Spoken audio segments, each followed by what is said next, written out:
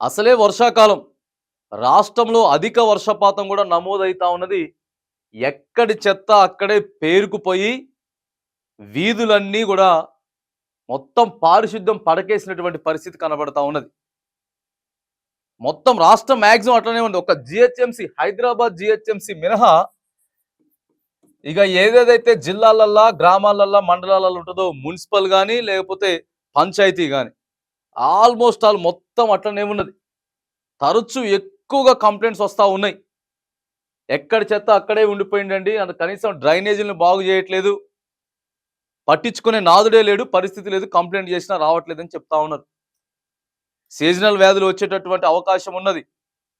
ప్రధానంగా మనం చూసుకున్నట్టయితే గవర్నమెంట్ కాలేజీల పక్కన, స్కూళ్ళ పక్కన, మంచి విద్యాలయాల పక్కనే ఇట్లాంటి చెత్త అంతా పేరుకుపోయినటువంటి సందర్భాలు ఉన్నాయి. ఏకంగా ఒక భద్రాచలం పట్టణంలో చూసుకున్నట్టయితే కొన్ని క్వింటాల చెత్త మొత్తం కూడా గోదావరిలో కలుషితం అయిపోతా ఉన్నది. గోదావరిలో కలుషితం అయిపోతా ఉంది. తాగేటటువంటి నీరు కలుషితం అయిపోతా ఉన్నాయి. రోగాలు వచ్చేటటువంటి పరిస్థితులు ఉన్నాయి. బయలుదేరాలా, అధికారులంతా బయలుదేరాలా, అప్రమత్తంగా అండి. ఎవరెవరైతే అక్కడ ఉన్నటువంటి మున్సిపల్ అధికారులు ఉన్నారో, గ్రామ పంచాయతీ సిబ్బంది ఉన్నదో, అధికారులు ఉన్నారో, మరి ఇట్లా పనిచేయాలి. ఇట్లాంటి అత్యవసర సమయంలో పనిచేయాలంటే గ్రామ పంచాయతీ కార్మికుల్ని వాళ్ళని అడిగేటటువంటి వాళ్ళ హామీలు నెరవేర్చకుండా ప్రభుత్వం నిర్లక్ష్యం చేస్తున్నది. ఏదేమైనా కానీ అధికారులంతా కూడా హెచ్చరిస్తా ఉన్నాం. తస్మత్ జాగ్రత్తగా ఉండాలా. జ్వరాలు వస్తాయి, రకరకాల వ్యాధులు వచ్చేటటువంటి అవకాశం ఉన్నది. ఎక్కడ చూసుకున్నా సరే ఫుల్ కంప్లైంట్లు వస్తూ ఉన్నాయి మనకి. ప్రతి జిల్లా నుంచి ఎక్కడ చెత్త అక్కడే ఉన్న సార్ పేరుకుపోయినది, మురుగు వాసనలు వస్తూ ఉన్నాయి.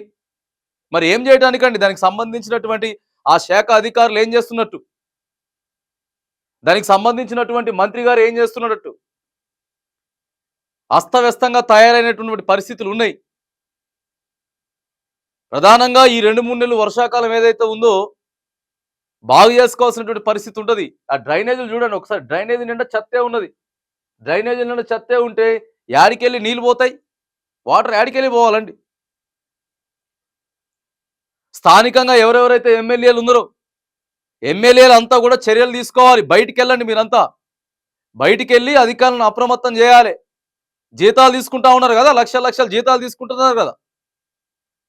మరి జీతాలు తీసుకున్నప్పుడు పని చేయాలా?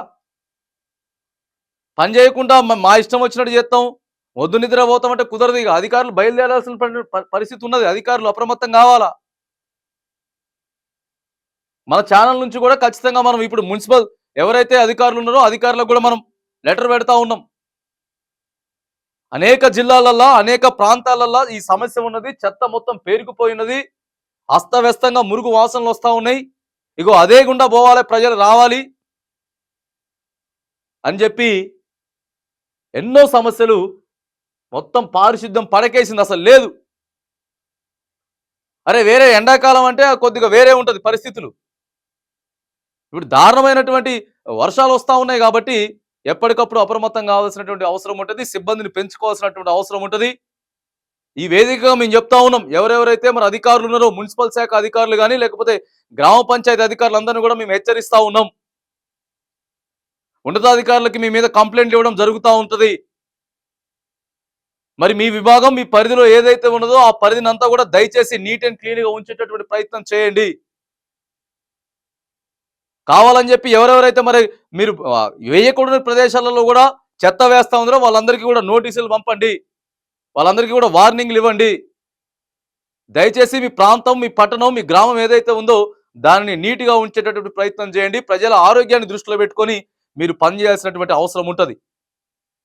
మ్యాక్సిమం ఒక హైదరాబాద్ సిటీ జిహెచ్ఎంసీ మినహా మిగతా ప్రాంతాలన్నీ కూడా ఇట్లనే తయారైనటువంటి పరిస్థితి ఉన్నది. కాబట్టి అధికారులంతా బయలుదేరండి, దృష్టి పెట్టండి. ప్రధానంగా ఈ 2-3 నెలలు వర్షాకాలం ఏదైతే ఉందో ప్రజల ఆరోగ్యాన్ని దృష్టి పెట్టుకొని మీరు పనిచేయాల్సినటువంటి అవసరం ఉన్నది. దయచేసి పారిశుద్ధ్యం మొత్తం పడకేసింది. అధికారులు అప్రమత్తం కావాల్సినటువంటి పరిస్థితి కనబడతా ఉంది.